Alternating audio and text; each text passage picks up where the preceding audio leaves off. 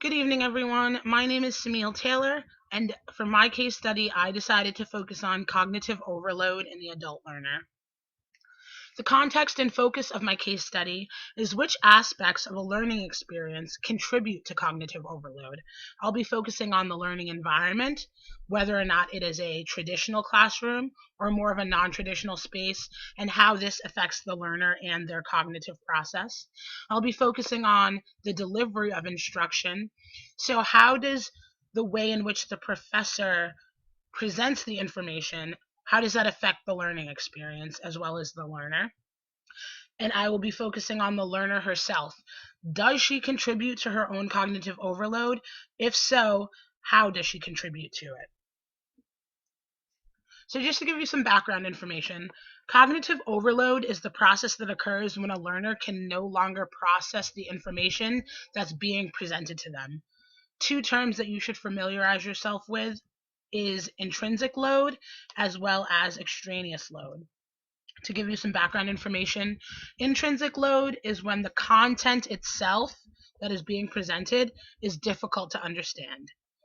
On the other hand, extraneous load is when the content that is being presented is simple to understand. However, the way it's being presented to the learner makes it more difficult than it actually is. I will expand upon these terms throughout my case study to give you a better understanding of them. The setting.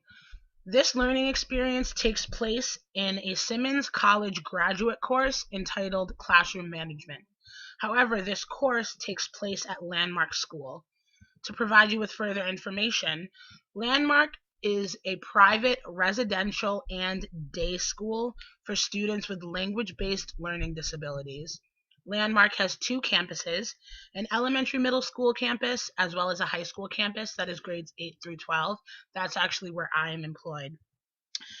Landmark as a whole has the right to employ uncertified teachers under the exception that every uncertified teacher works under a waiver from the Department of Education, as well as is enrolled in a 3 to 5 year graduate program at Simmons College.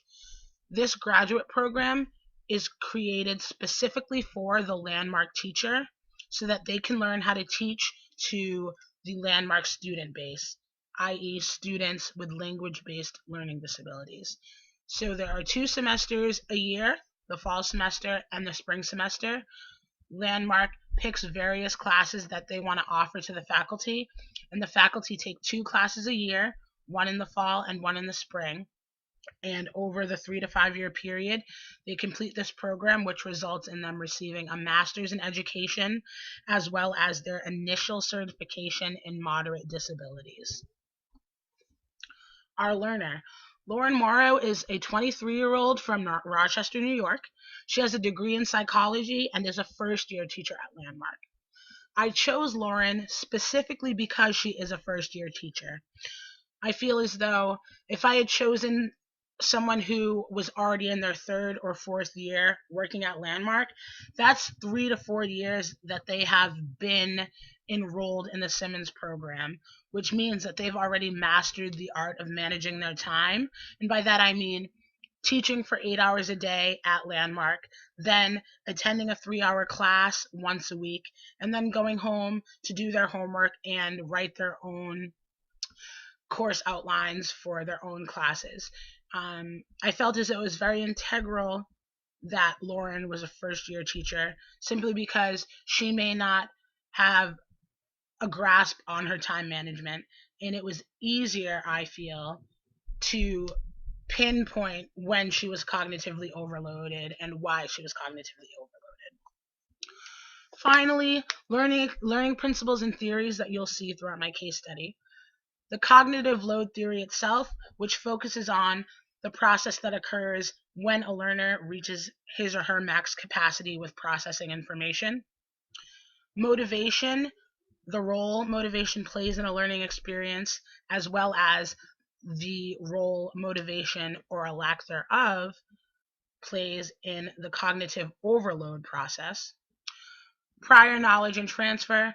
This is where I'll be focusing on how the professor determines the learner's prior knowledge and then how that prior knowledge is taken and transferred over into the new concepts that are being taught. Finally, competency-based education. While I'm unclear if Simmons College itself is a competency-based education program, I do know, as stated previously, that the program that is offered to Landmark faculty was specifically designed for them so that they can learn how to teach students with language-based learning disabilities. So therefore, competency-based education was a very important learning principle in theory for this case study.